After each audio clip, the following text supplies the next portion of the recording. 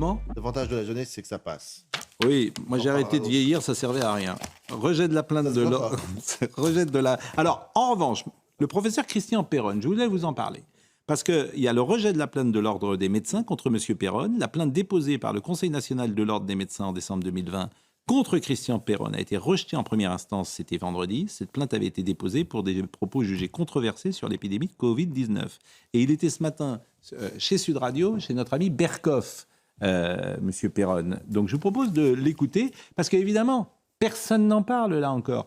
Quand tu es accusé et que tu n'es pas dans la bonne ligne, tout le monde en parle, mais quand ce matin il est lavé de tout soupçon, depuis vendredi, alors là personne n'en parle. Ils ont fait appel, le Conseil national a fait appel de cette décision. Lui, il a vécu la mort sociale, vraiment. Bien sûr, vraiment. bien sûr.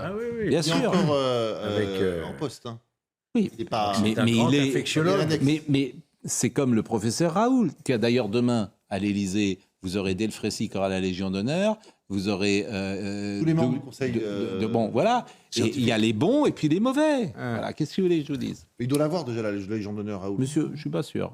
Écoutez le professeur Perron avec André Berkoff.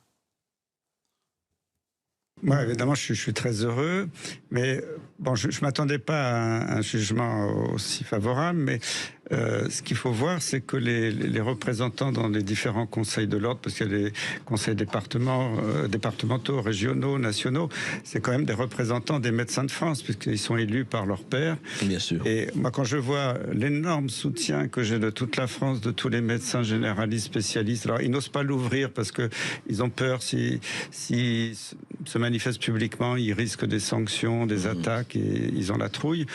Mais je me disais, c'est pas possible. Il y a la majorité de la communauté médicale française qui me soutient.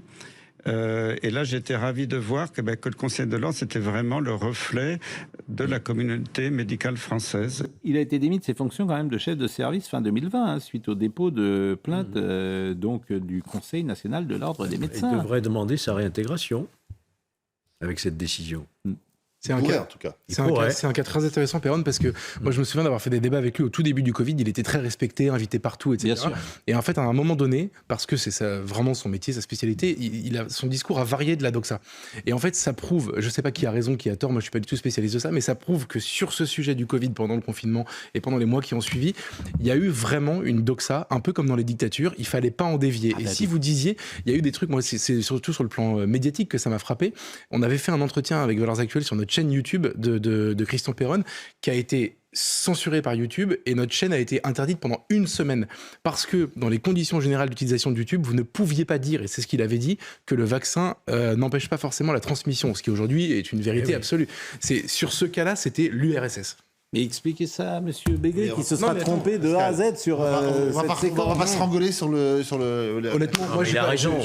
Vous ne pouvez pas dire autre chose que la vérité. Et je veux dire, le vaccin n'empêche pas la transmission. Vous êtes quand même d'accord là-dessus, j'espère. Pardon, Jérôme, je voulais non, mais Jérôme, en fait, personne ne veut jamais reconnaître ses erreurs. Vous êtes quand même d'accord là-dessus, cher Jérôme. Ça amoindrit la gravité du mal que... Non, on parle de la transmission, là. N'évitez pas le débat. Je n'évite pas le débat. Non, ça n'empêche pas la transmission, ça amoindrit le... Et pourquoi on nous a demandé de nous faire vacciner ? C'était bien pour empêcher tous à l'hôpital. Mais non. Mais non. Mais non. J'avais dit j'en parlais pas. Mais non. Mais c'est fini. C'est fini. Mais pardonnez-moi, mais ce que vous dites, c'est incroyable de dire ça. Non. Mais si. On nous a vaccinés tous pour ne pas transmettre la maladie. Pas tous, Pascal. Je suis désolé de vous le dire. Les gosses de 18 ans, ils finissent pas à l'hôpital. Et la vaccination contre les formes graves. Je suis désolé. Contre les formes graves. Et la vaccination contre les formes graves.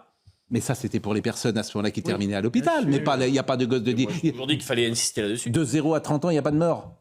Donc on nous a vaccinés en disant c'est la transmission. Je suis désolé de vous le dire.